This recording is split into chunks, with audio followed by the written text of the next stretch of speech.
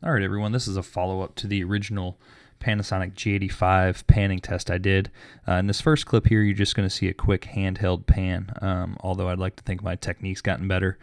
You still do have your natural body movements that halt it and are a little jerky. So, again, I did the test the same way I did previously. I used the Blackbolt panning head, and so it's going to go in basically a 90 and bounce back and forth for us here. That's what I used. Speed set to normal and fast. So up here first is I'm going to show you the new firmware, both normal and fast speed, and then do a compare and contrast between the original firmware and this one. One thing I want to say is this test is probably set up to be the most difficult.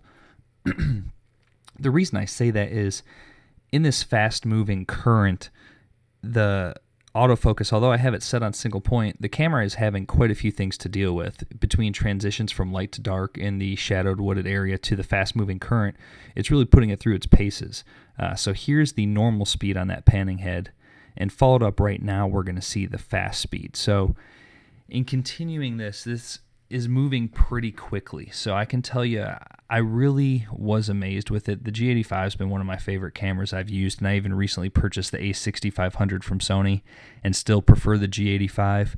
You're really going to see the comparison between the new firmware, which they cranked out less than a month after the camera launched, and the old. So again, here's handheld with the new firmware.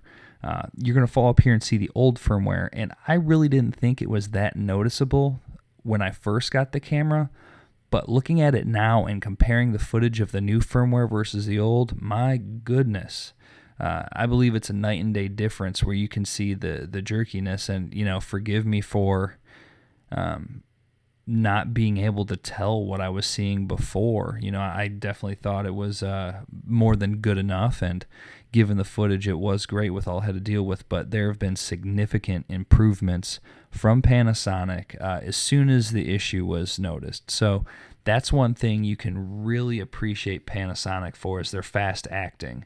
They have quite a few things that they follow up with, and they take care of the consumer. So again, here's the normal speed on the original firmware, and we just saw a clip of it, but you notice it much more, especially in the tree line. You'll see it, and it's dealing with the fast current here and there too. A little different lighting between the 2 days I did this, but I can't go back in time and change the firmware, so we'll deal with that. But again, I did the new firmware sandwiched in the middle of the old firmware and then the new, so you can really compare and contrast and see the level of smoothness you get.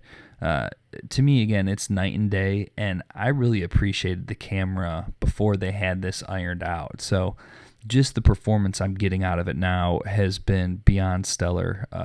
Super thankful for it, and super thankful for Panasonic. They've done nothing but create wonderful products and take care of the firmware and the small things we have to complain about, really. So when you think about the mirrorless system, especially the Micro Four Thirds, the performance we're getting out of these cameras being so small and compact is really incredible. And I'm looking forward. I have my pre-order set for the GH5, and I'll be getting that, and really looking forward to testing that in the same fashion I'm doing these, along with some lens reviews and the full camera reviews I'll have coming out in the next month. So stay tuned and keep watching. Thanks, everyone. Go tell your friends.